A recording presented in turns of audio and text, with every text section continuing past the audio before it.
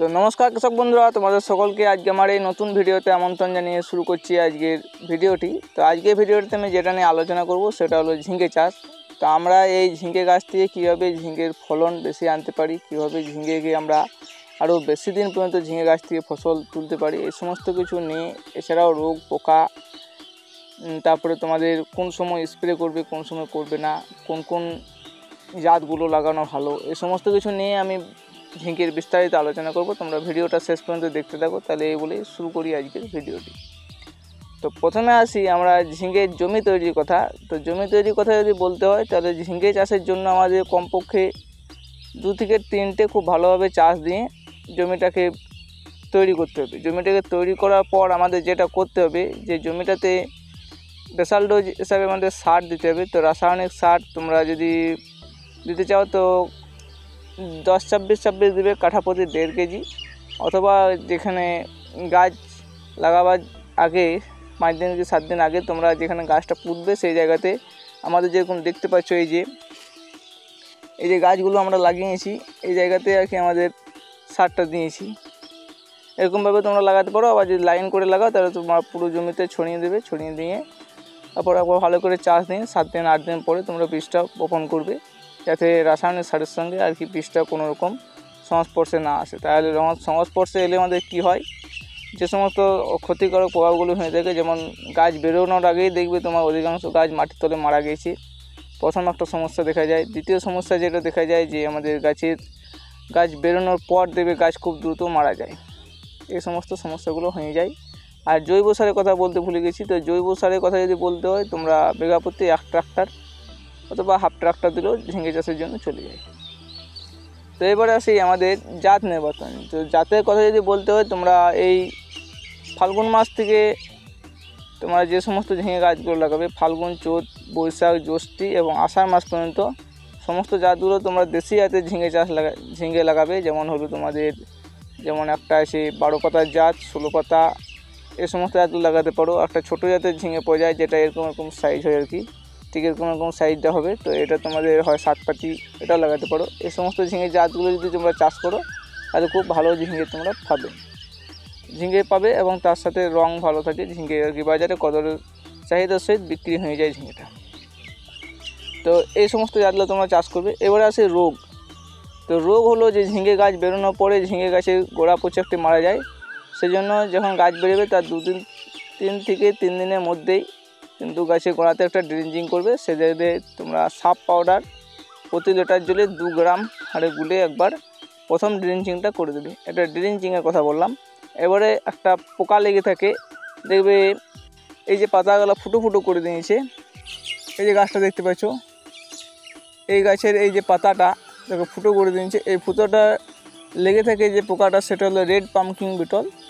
এই দুটো পোকা আছে, একটি কালো রঙের এবং একটা হয় লাল রঙের। এই দুটি পোকায় এই কাজগুলো করে থাকে। যেমন তোমার গাছের পাতা ফুটো করে দেবে, গাছের পাতা ছোটো গাছে তোমার গোটা গাছটাকে খেয়ে নষ্ট করে দেয়। এরা সাধারণত সকালের দিক থেকে খেতে শুরু করে এবং রাতভর খাবার বন্ধ করে দেয়, কিন্তু সারাদিন দেখবে ওরা খেতে থাকে। তো এরকমভাবে ওরা খেয়ে ছোটো ঝিঙে গাছকে কিন্তু নষ্ট করে দেয়।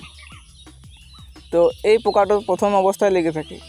তারপরে গাছে এমন আর কিছু রোগ পোকার আক্রমণ দেখা যায় না। তারপরে যখন গাছ বেড়েই ফুল হওয়ার সময়, ঠিক সময়ে তোমাদের যদি ফুল আসার সময় দেখবে একটা রোগ লেগে থাকে, দেখবে পাতাগুলো আর কি ডাউনি মিলির মতন দেখা যায়। তো এই জন্য তোমরা মেটালক্সিন ম্যানকোজেব প্রতি লিটার জলে 2.5 গ্রাম হারে ব্যবহার করবে।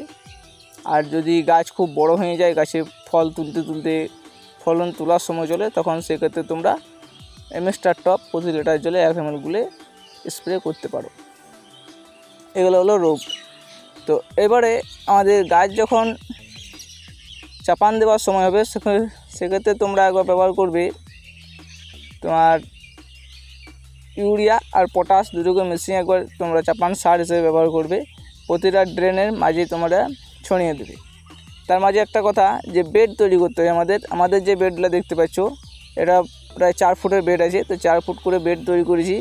তো যদি তোমাদের বেলে মাটি হয় সেক্ষেত্রে কিন্তু এতটা চওড়া বেড করবে না, তোমরা কিন্তু সেক্ষেত্রে সিঙ্গেল করবে, ওতে তোমাদের গাছটা ভালো হয়। আর যদি এমনি এঁটেল মাটি হয় সেক্ষেত্রে তোমরা ডবল বেড করবে এবং বেডটা বেশ উঁচু করে করবে, তাহলে জল জমবে না। আর যদি গ্রীষ্মকালের দিনে হয়, এই সময় যদিও গ্রীষ্মকাল, তার মধ্যে এবছর বর্ষার এখানে আগে দেখা যাচ্ছে জলটা বেশি হচ্ছে, এই জন্য তোমরা বেডগুলো একটু উঁচু করে করবে, তাহলে তোমাদের ফলটা আরও ভালো পাবে এবং দীর্ঘদিন পর্যন্ত ফল তুলতে পারবে। এবারে গাছে যখন ফল আসবে তখন আমাদের কী কী পোকা লেগে থাকে, তো সেই সময় আমাদের যে সমস্ত পোকাগুলো লেগে থাকে যেমন হলো তোমার লাল মাকড় দেখা যাবে, থ্রিপস দেখা যাবে, সাদা মাছি, তারপরে অ্যাফিড আছে, জ্যাসিড আছে, চিমনি পোকা, এই সমস্ত চোষক পোকাগুলো দেখা যায়। আরেকটা পোকা হলো মারাত্মক পোকা, যেটা হলো ফল মাছি। তো এই ফল মাছির জন্য আমাদের একটা খুব সমস্যা করে থাকে। তো অ্যাফিড, জ্যাসিড, থ্রিপস এই সমস্ত জন্য তোমরা ব্যবহার করবে সবচেয়ে ভালো ওষুধ হলো তোমাদের মোভেন্টো এনার্জি অথবা মোভেন্টো ওডি। যদি ফল যখন তোলার সময় থাকে তখন যদি তোমরা মোভেন্টো ওডি ব্যবহার করো তো সবচেয়ে ভালো রেজাল্ট দেয়। আর যদি ফল তোলার আগে থাকে যেমন এই ফুল অবস্থায়, তো তখন তোমরা মোভেন্টো এনার্জি ব্যবহার করতে পারো প্রতি লিটার জলে 1 ml হারে। আর মোভেন্টো ওডি যদি ব্যবহার করতে চাও সেক্ষেত্রে তোমরা ব্যবহার করবে প্রতি লিটার জলে 1.5 ml হারে। এগুলো হলো কীটনাশক। তাছাড়াও তোমরা যেটার মধ্যে আছে তোমার টোকেন, ইন্ডোফিলের টোকেন ব্যবহার করতে পারো, যার মধ্যে আছে ডাইনোটিফোরান, এটাও ভালো ভালো একটা কীটনাশক, যেটা তোমার সমস্ত রকম চোষক পোকার উপর খুব ভালোভাবে কাজ করে থাকে। আর যদি তোমাদের চোষক পোকা এবং লেদা পোকা দুটো একসঙ্গে লেগে থাকে যেমন ফল মাছিটা, সেক্ষেত্রে তোমরা ব্যবহার করবে সোলোমন, সবচেয়ে ভালো বাজারের সোলোমন, দামও মোটামুটি কম। প্রতি 2 লিটার জলে 1.5 ml স্প্রে করবে। ঝিঙের ক্ষেত্রে আরও অন্যান্য ফসলের ক্ষেত্রে আলাদা ডোজ আছে। প্রতি 2 লিটার জলে 1.5 ml গুলে সকালের দিকে স্প্রে করবে, ভোর 6টার সময় আর কি স্প্রে করার চেষ্টা করবে পাতা শুকনো অবস্থায়। আর স্টিকার অতি অবশ্যই মেশাবে, যে কোনো কীটনাশক ব্যবহার করার সময় স্টিকার কিন্তু অতি অবশ্যই মেশাবে। তো এইগুলো হলো ঝিঙের কীটনাশক। এবারে আসি আমাদের ঝিঙের ফলনটা কীভাবে বাড়াবো, ঝিঙের গাছটাকে কীভাবে দ্রুত ছোটাবো। তো ঝিঙের ফলন বাড়ানোর জন্য আমাদের প্রথম যে কাজটা করতে হবে একটা পিজিআর দিতে হবে, যে পিজিআরের মধ্যে আমাদের হিউমিক অ্যাসিড এবং অ্যামাইনো অ্যাসিড বা জিব্রেলিক অ্যাসিড, ফলভিক অ্যাসিড এই সমস্ত জাতীয় অ্যাসিডগুলো আমাদের থাকে। তো এই অ্যাসিডগুলো কোন পিজিআরের মধ্যে পাওয়া যায়, সেটা হলো তোমার অ্যামাইনো অ্যাসিড পাওয়া যায় আমাদের amino acid plus fulvic acid পাওয়া যায় আমাদের অ্যাম্বিশনের মধ্যে।